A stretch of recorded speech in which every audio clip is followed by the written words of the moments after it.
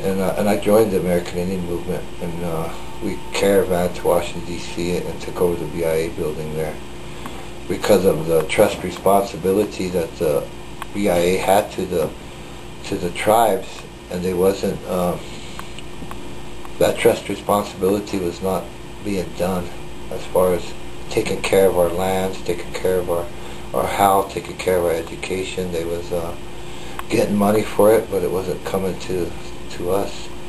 So we took over the BIA, and we got documents proving that, and we stood strong at the BIA building in Washington for about 2 weeks, and finally we negotiated with the government, and we left peacefully. And then after that, I traveled with the movement, and stood in solidarity with a lot of other tribes, the Navajos, who were being mistreated by the BIA and the government. We went down there and joined them in their resisting the way the BIA was treating them. The Chippewas, I did a lot of traveling with the movement, and the Menominees in Wisconsin. We went up to Washington on the fishing rights issue in the state of Washington, where the people who fished for generations were not allowed to fish anymore. And that was their life. I mean, that's who they were. They were fishermen. So we went and joined them, and they got to fish again. And Wounded Knee happened in 1973.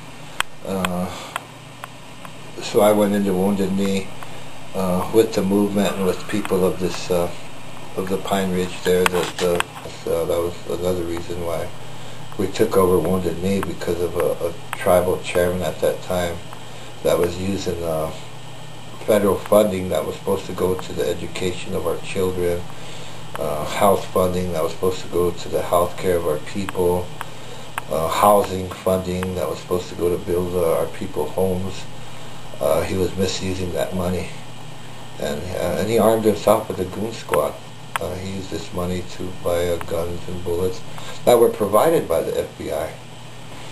And so the women of this nation, the elders, the traditionalists, called on the American Indian movement to come. And as a member of this tribe, I naturally came back with the movement, and we occupied Wounded Knee. And we opened up the eyes to the world of not just the corruption within our tribal government, but of the treaty violations of a nation-to-nation agreement. Because we didn't make the treaty, the U.S. government made it to us, and because of at that time a lot of our people were tired. Bigfoot was massacred in Wounded Knee. We had nowhere to go. A lot of our people were running into the Badlands to hide from the 7th Cavalry. So I could feel to this day the tiredness of my people at that time, that they needed a home, which was stolen from them by the government. So we were placed here on what today is called a reservation. So that's what Wounded Knee was all about. We brought the truth out to the world of what happened to us, and which was still happening to us, and to this day it's still happening to us, but only in a different way. In them days, it was the guns. We had to protect a way of life. But Wounded Knee, to me, really opened up my eyes. It gave me my identity back. Made me proud to be Lakota. It made me proud to be Indian. Brought our spirituality back. We got more control of our spirituality. We got more control of our culture, even within our education system, the schools. A radio station was created out of Wounded Knee for communications within our nation here. And it brought the Sundance back. It brought our prayer back, and it made us proud again to be Indian. And it gave a lot of hope to the people. So, but Wounded Knee was really to me, it was, we were a people again. we didn't have to live under the laws of another government we didn't understand. We lived under natural law. We lived under custom law.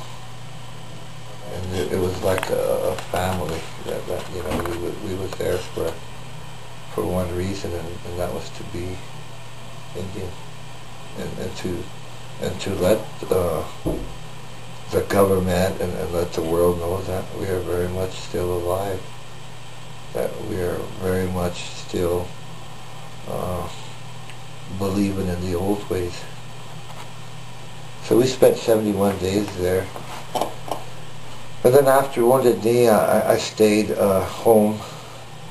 The reason I stayed home is because after Wounded Knee, Dick Wilson, the tribal chairman at that time, from 1973 to 75, 2 years there, we called it the Reign of Terror, where Dick Wilson and the Goon Squads retaliated against the traditionalists, retaliated against any American Indian movement supporter that lived here on the Pine Ridge.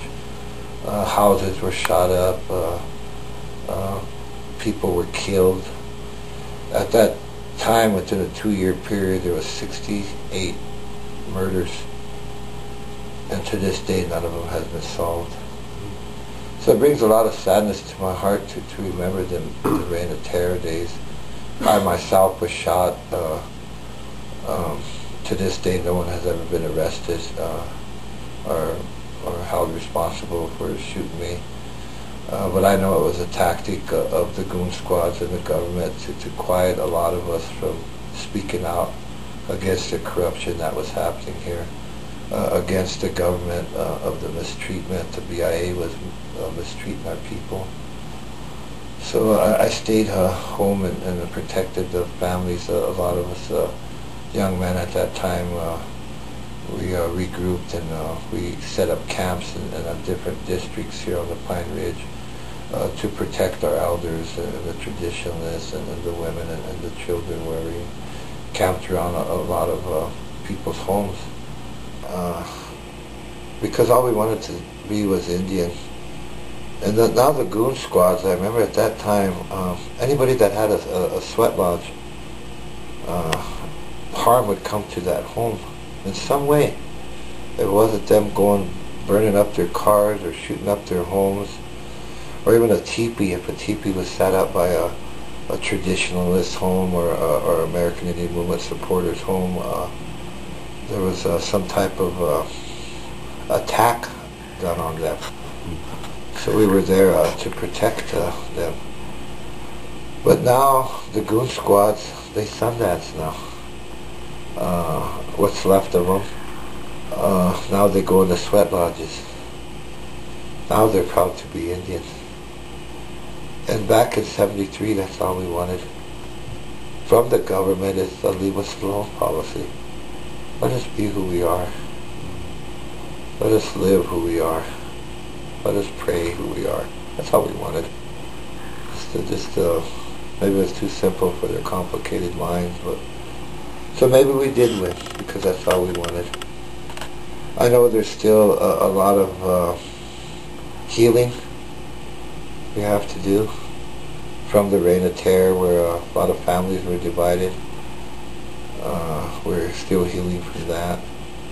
And I really feel through prayer that will happen. Now our weapon is education. And I feel the only way that we could win is to educate ourselves.